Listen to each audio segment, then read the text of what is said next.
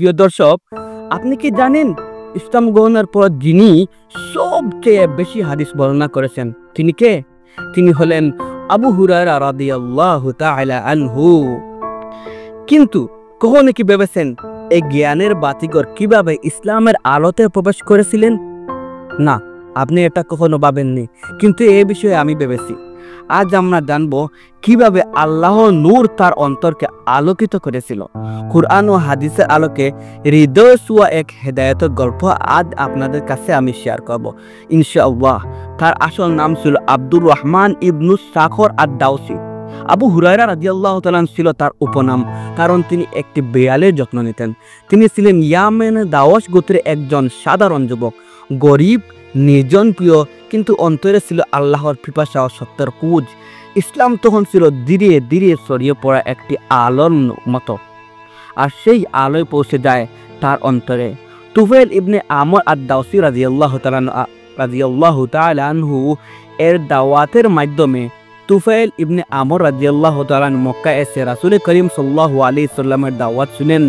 তিনি বলেন, আমি মক্কার কুরাইশদের কথা শুনে রাসূল করিম সাল্লাল্লাহু আলাইহি সাল্লামকে এড়িয়ে যেতে চেয়েছিলাম, কিন্তু যখন কোরআনের আয়াত শুনলাম আমার অন্তরে কেঁপে উঠল, আর এটা জাদু নয়, এটা সত্য। তিনি ইসলাম গ্রহণ করে নিজ গোত্রে ফিরে যান, তার দাওয়াতে ইসলাম গ্রহণ করেন আমাদের প্রিয় আবু হুরায়রা রাদিয়াল্লাহু তাআলা আনহু। পরে তিনি নিজেই বলেন, আমি তাওহীদের আহ্বানে সাড়া দেই কারণ আমার অন্তর সাক্ষী দিচ্ছিল এটাই সত্য। আমি কোনো প্রভাবিত বক্তা নয়, আমি অন্তরের শক্তি খুঁজছিলাম।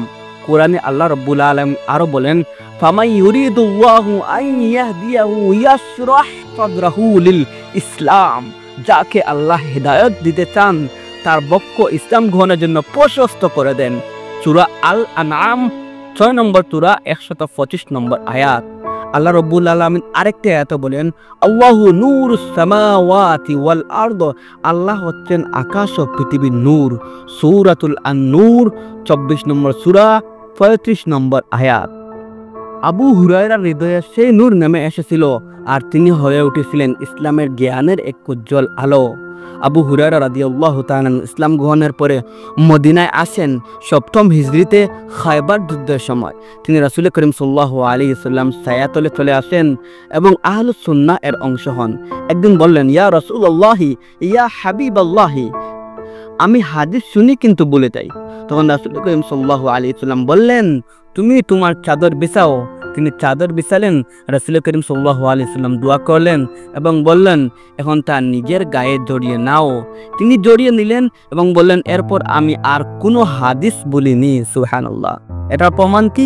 সহিহ বুখারী হাদিস নম্বর 3648 নম্বর হাদিস। প্রিয় ভাই, প্রিয় বোনেরা, হযরত আবু হুরায়রা রাদিয়াল্লাহু তাআলা আনহু ইসলাম গ্রহণের ঘটনা আমাদের জন্য একটি শিক্ষা। হেদায়েত শুধু আল্লাহর পক্ষ থেকেই আসে। আল্লাহ যার অন্তরকে প্রশস্ত করেন সেই সত্য গ্রহণ করে। দুনিয়ার সম্পদ নয়, আল্লাহ নূরেই সন্ধানই সর্বশ্রেষ্ঠ। আমরা চাইলে আল্লাহ আমাদের পক্ষেও সেই হেদায়েতের নূর ঢেলে দিতে পারেন। এই ভিডিওটি যদি আপনার অন্তরে আলো জ্বালিয়ে দেয় তাহলে লাইক দিন, শেয়ার করুন এবং ইসলামের আলো চ্যানেলকে সাবস্ক্রাইব করতে কিন্তু ভুলবেন না। আল্লাহ আমাদের সকলকে হেদায়েতের আলো দান করুন। আসসালামু আলাইকুম ওয়া রাহমাতুল্লাহি ওয়া বারাকাতুহু।